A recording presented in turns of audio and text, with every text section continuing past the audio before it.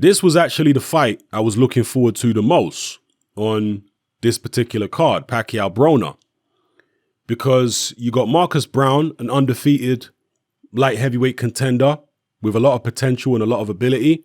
And then you've got Badou Jack, the former super middleweight champion, who pushed Adonis Stevenson very close, who stopped Nathan Cleverly, etc. at 175 pounds and was the far more proven of the two. So I wanted to see whether Marcus Browne's talent, his very obvious talent, would carry up to this kind of level or be able to overcome somebody like a Badou Jack. Now, I was very impressed with Marcus Browne when he fought Thomas Williams Jr. He looked very fast in that fight, very explosive. He dropped Thomas Williams Jr. several times. And although Thomas Williams Jr. is not elite level, he did fight Adonis Stevenson just a couple fights earlier, and it gave us a decent gauge in terms of comparing Marcus Browne's performance against Williams Jr. to Stevenson's performance. And although Stevenson stopped him earlier, Stevenson also got hit a lot more. And I was personally more impressed by how Marcus Browne dealt with Williams Jr. than how Stevenson dealt with him. Just from a technical point of view and just dominating the fight without really letting Thomas Williams Jr. in at any point. So moving into this fight, as I say, I was intrigued. I was very much looking forward to it. It turned out to be a far easier night for Marcus Browne than most people would have anticipated, including myself, in all honesty. Was I shocked by how comfortable a victory it was for Marcus Browne? No, not shocked, because I knew Marcus Browne was very talented. But, you know, when you're moving up to the elite level, as talented as you are, you need to prove that you also have other ingredients. You need to prove that you can take a shot. You need to prove that your defense can hold up against higher level opposition. You need to prove that your stamina is there, that you're mentally strong enough.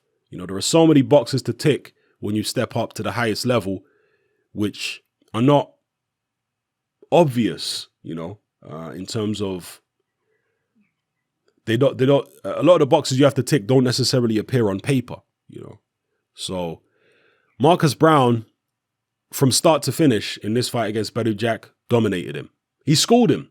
That was what an actual schooling looks like. I know there's people running around over the past couple of months telling us that so-and-so schooled so-and-so. Nonsense. This is what an actual schooling looks like. Marcus Browne dominated virtually every round of this fight. He outlanded, out-threw and outlanded Badou Jack in just about every round by a big margin. The CompuBox stats were not close. It wasn't him landing one or two more punches per round than Badou Jack. No, it was him landing loads of punches more per round in many of the rounds. That was a schooling. Badou Jack, I've seen some people say that Badou Jack looked old in this fight and maybe his previous fights have caught up with him. I totally disagree. Badou Jack has never been in there against a guy as big and strong as Marcus Browne at 175 pounds. Marcus Browne came into the ring at 192 pounds. I think he was something like 7 pounds heavier in the ring than Badou Jack was. 192 pounds. This guy's closer to cruiserweight in the ring than he is the light heavyweight limit. So Badou Jack had never been in there with somebody that big before, and he'd never been in there with somebody that fast before either. Marcus Browne, very fast. Long arms, slick, a hell of a lot of energy too, Marcus Browne. Loads of energy. I mean, in the 12th round, you'd think it was the first round, the way Marcus Browne was bouncing around the ring and reeling off combinations. So he just out-slicked Badou Jack, outboxed him, schooled him, and he buzzed him several times. Badou Jack is good at hiding it when he's buzzed, as most top professionals are. But he was buzzed in there, which is why he didn't apply pressure on Marcus Browne as relentlessly as he did people like James DeGale, for example, because he was wary about getting clobbered with those fast counters. He couldn't move up close to Marcus Browne as confidently as he could James DeGale, because the punches were faster than DeGale's punches, and they were far more stinging. They were far more sudden and surprising. Marcus Browne was also going to the body as well as going to the head. So I just think it was a case of Badou Jack never having been in there with a light heavyweight this big and talented before. I really don't think it's anything to do with him fading or previous fights taking stuff out. I personally don't believe that. I think it was the same Badou Jack who fought Stevenson that was in there against Browne. And Browne, you know, it's not like Badou Jack took loads of punishment against Stevenson. He didn't. He lost the first half of the fight, mainly because he wasn't throwing anything. But it's not like Stevenson was landing loads of clean punches on him. No, I don't buy this notion that the Stevenson fight took something out of him. Not at all. I think people just underestimated Browne. Maybe they hadn't watched him before. Maybe they bought into the whole Badou Jack name and didn't realize that, hey, just because somebody is more accomplished, it doesn't mean they're going to win the fight. You can get a guy like Browne who comes along who's just more talented. Yeah, and he stepped up and really mopped the floor with Badou Jack. Now, we do have to talk about the cut, which occurred, I think, in round 7. I believe it was round 7. We also have to talk about the holding. Browne was holding in the fight, and there was moments in the fight where the holding was getting a little excessive. The referee did warn him, and the referee did deduct a point accordingly, but it wasn't that bad. For example, Adonis Stevenson did a hell of a lot more holding against Badou Jack than Marcus Browne did. Way more. Okay? Stevenson's performance against Jack, that was excessive holding. Marcus Browne, you know, it was a little annoying here and there when he would, you know, constantly grab, but it wasn't every round. It wasn't all the time. He did get a point deducted, and I think the referee did a good job in terms of trying to control Marcus Browne's holding. It wasn't that bad. Browne just scored him. But in the 7th round, that's what I was going to talk about. I believe it was, there was a clash of heads. It was neither man's fault, really. Badou Jack coming forward as a pressure fighter. He has to have his forehead down and his chin on his chest to protect himself from getting clipped on the chin. That's the standard procedure. If you're coming in on somebody, you don't want to have your chin in the air. You want to have your chin down. And if your chin's down, then your forehead is going to be in your opponent's face. It doesn't mean you're trying to headbutt him. That's just how it goes. Clashes of heads are going to happen. And so that's what happened here. It was just a clash of heads. Badou Jack went in with his head, and his head collided with Marcus Browne's head. Marcus Browne came off the better. You know, unfortunately for Badou Jack. In situations like that, it's normally the guy who is moving forward that comes off the better in a head clash. But in this instance, it was Marcus Browne, and it produced a terrible cut in the middle of Badou Jack's forehead. A very unusual place to get that badly cut. Normally bad cuts happen on the eyes or sometimes the lips, because the skin in those areas is a lot thinner than it is on somewhere like the forehead. But Badou Jack got this very, very bad gash in the middle of his forehead. It looked as though somebody had, you know, chopped him with an axe in the middle of his head. That's how bad a gash it was. It was bleeding profusely, and after a few rounds, Badou Jack's face was literally a mask of blood. I mean, the blood was just all over the place. And he couldn't see, and that definitely hampered his performance in the second half of the fight. But he was already getting scored in the first half of the fight.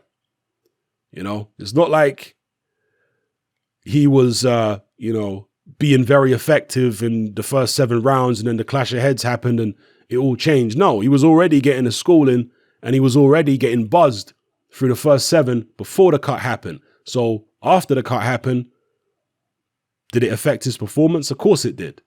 But would he have won without the cut? I seriously doubt it. I think Marcus Browne was just far too talented for him. But yeah, Browne picks up the victory, and with that, he picks up the interim WBA World Light Heavyweight title. He also, I believe, is now the mandatory challenger for Alexander Vodcek, who is the WBC Light Heavyweight champion. I'm going to go out on a limb here, and I'm going to say that Marcus Browne beats Alexander Vodcek. Vodcek is a good fighter. He did well against Adonis Stevenson. And I'm not counting him out against Marcus Browne whatsoever. I think, either man could win the fight. But if I had to pick, I would say Marcus Browne beats Vodcek. Vodcek is a good fighter. But when I look at how he did against Stevenson, that fight was pretty competitive through the first half against Stevenson. Vodcek still had plenty of problems with the 41-year-old man. And I'm telling you now, Marcus Browne is a hell of a lot faster than a 40 or 41-year-old Stevenson, has a hell of a lot more energy. He's taller. His arms are not quite as long as Stevenson's, but they're still long. And I suspect they're still longer than Vodcek's arms. He's got a hell of a lot of energy. Vodcek has been, well, he was hurt in the Stevenson fight, or at least buzzed, and he was down against Karpensi, if you guys remember that, who's also a southpaw. So, yeah, I personally will be picking Marcus Browne to beat Vodcek if they fight anytime soon. I just think from a style point of view, Marcus Browne has probably got that one. And let's not make Vodcek out to be some vastly experienced fighter. Yes, he's now a world champion, but he don't have a whole heap of fights on his resume either. He's relatively inexperienced. He has beaten people like Isaac Chilemba. He beat Adonis Stevenson, obviously. But Marcus Browne is no slouch, you know, and having a win over Badou Jack on his resume, a dominant win, that's a step in the right direction for him. So, yeah, me personally, I'll be picking Marcus Browne against Alexander Vodcek. In terms of Browne against the other light heavyweight champions, Bivol and Beterbiev, I think those are much tougher fights for him than Vodcek. I just think Vodcek, to me, not just in terms of his punch resistance, but I think stylistically, Vodcek's a bit more vulnerable than the other two.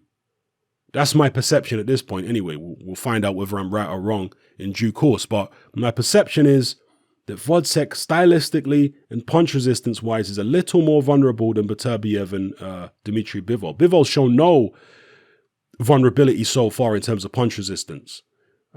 Beterbiev obviously has against Johnson, but I don't know. I think Johnson's power is pretty formidable, to be honest with you. I know he's not that highly rated in the world, but some guys who are not particularly highly rated can still really bang, you know. So I suspect that's the case with Johnson. So yeah, those are my thoughts on Marcus Browne and his performance against Badou Jack. I think it was, it's definitely not the performance I predicted, but it's a performance which doesn't shock me, and it's something which I suspected he may well have in him, the ability to do that to a top level light heavyweight, you know, just dominate the whole fight, outboxing him, schooling him, you know. I felt like a guy with that kind of athleticism, particularly when I watched the Thomas Williams Jr. fight. When was that? That was back in 2017, several fights ago. I was so impressed with, when I did my post-fight video for that particular fight, you guys can go watch it on his channel. When I did my post-fight for it, you would have heard me, you know, in that video being very, very impressed just with his athleticism and speed and movement. And I think I said he was one of the most improved fighters I've seen, because prior to that, he hadn't really impressed me that much. But from the Thomas Williams Jr. fight, that really impressed me. So anyway, let me know how you feel in the comment section below. It's happening, I'm out. Join me on Patreon. I upload a minimum of 2 podcasts every single week, covering a wide variety of controversial topics, as well as live stream Q&A sessions. Take a look on screen right now at some of the podcasts I've produced so far. For just $3 a month, the equivalent of about £2 a month, you get access to all my new podcasts and my entire back catalogue of past podcasts, including my popular Confessions of a Nightclub Bouncer series. You can listen on your computer or on your smartphone or tablet by downloading the Patreon app from the Google Play Store or the App Store for free. The Patreon app also allows you to download each podcast in MP3. For less than the price of a cup of coffee, you get access to dozens of hours of exclusive content. It's easy to sign up, there's no contract, and you can cancel at any time. So come and join our community of free and critical thinkers by signing up with me here on Patreon today.